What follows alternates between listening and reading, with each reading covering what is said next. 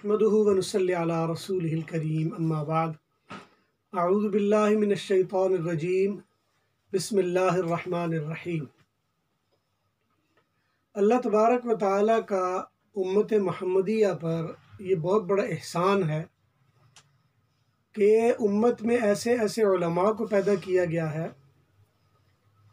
पहली उम्मतों में जो काम अंबिया अंजाम दिया करते थे,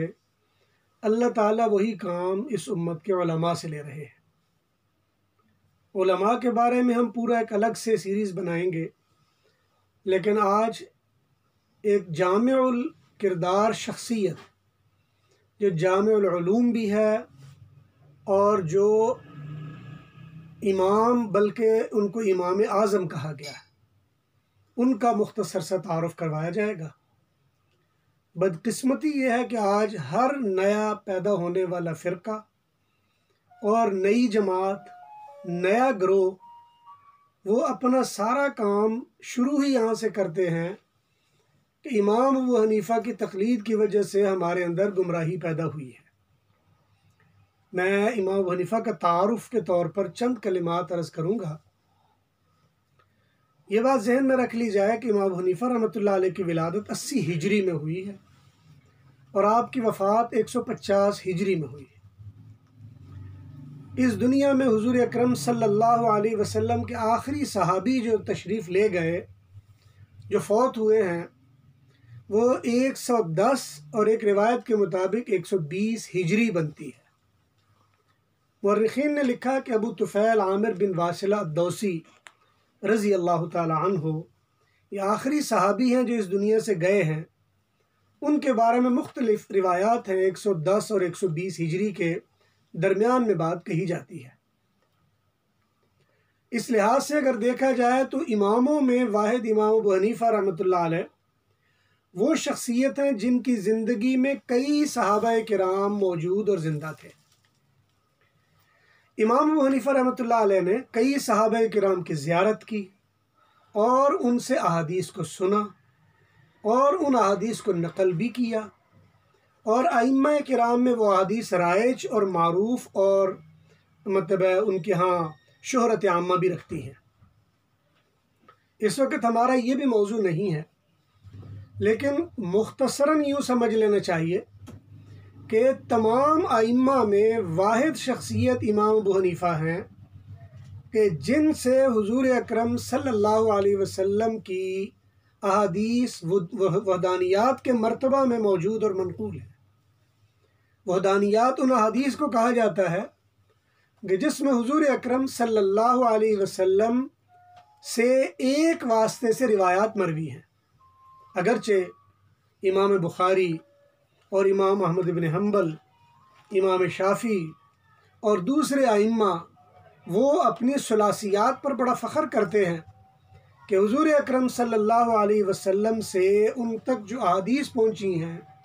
उनमें 3 अफराद का राबता है और 3 अफराद हैं दरमियान में, इसलिए उनको सुलासियात कहा जाता है। लेकिन आइम्मा में वाहिद इमाम अबू हनीफ़ा ऐसी शख्सियत हैं कि हुज़ूर अकरम सल्लल्लाहु अलैहि वसल्लम से उनके दरमियान सिर्फ़ एक वास्ता है और उसमें कई अहादीस मरवी हैं, और इस सिलसिले में कई आइम्मा ने, कई उलमा ने काम किया है। आम तौर पर जो ये बात मशहूर हो गई है कि इमाम अबू हनीफ़ा को सिर्फ़ 17 अहादीस याद थी, असल में ये बात बुनियादी तौर पर इब्न खल्दून से मनक़ूल है, लेकिन यार लोगों ने उसमें तरमीम कर दी। कहने वाले ने तो ये कहा कि ये वो 17 अहादीस हैं जो इमाम अबू हनीफ़ा रहमतुल्लाह अलैह ने ख़ुद सहाबा किराम से सुनी है, लेकिन वो सहाबा किराम वाली बात दरमियान में स्किप हो गई और लोगों ने यही मशहूर कर दिया कि शायद सिर्फ़ 17 ही हदीसें हैं। और आज ये ताना और इल्ज़ाम तो आम दिया जाता है कि इमाम अबू हनीफ़ा को सिर्फ़ 17 हदीस याद हैं, लेकिन इमाम अबू हनीफ़ा से मनक़ूल और मरवी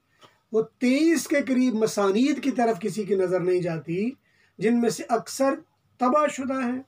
और मिल जाती हैं और आम बाज़ार में हैं, और इसमें किसी किस्म का कोई यानी शुबा और कोई गुंजलश या कोई ऐसी बात नहीं है कि जिसकी वजह से ये कहा जा सके कि ये शायद कोई एग्ज़ैजरेशन की जा रही है या कोई अपनी तरफ से बढ़ाकर बात की जा रही है। ये सब किताबें अहादीस की ये मनकूल और मौजूद और मरवी और मतबू हैं और उनकी शुरुआत भी की गई है। फिर इमाम अबू हनीफा रहमतुल्लाह अलैह को इमाम आज़म कहने की वजह ये नहीं है कि हमने या 14वीं सदी में या 13वीं सदी में लोगों ने उनको इमाम आज़म बना दिया है, बल्कि इमाम अबू हनीफा को इमाम आज़म कहने की वजह यही है कि उनके ज़माने में इमाम कहा जाता था कि जिसको किसी एक इल्म या फ़न में महारत हासिल हो, और इमाम अबू हनीफा वाहिद आइम्मा में वो हैं जिनको कई उलूम और फ़नून में महारत ताम्मा हासिल थी। और यही वजह है कि उनको इमाम आज़म कहा गया, क्योंकि जो भी उस वक़्त के मुरव्वजा उलूम थे इमाम अबू हनीफा रहमतुल्लाह अलैह उनमें सबसे आला और मकाम के लिहाज से, मर्तबे के लिहाज से सबसे बुलंद बरतर थे, इसलिए उनको इमाम आज़म कहा जाता है। दुआ है अल्लाह ताला से जो कहा सुना गया अल्लाह अपनी बारगाह में कबूल फरमाए।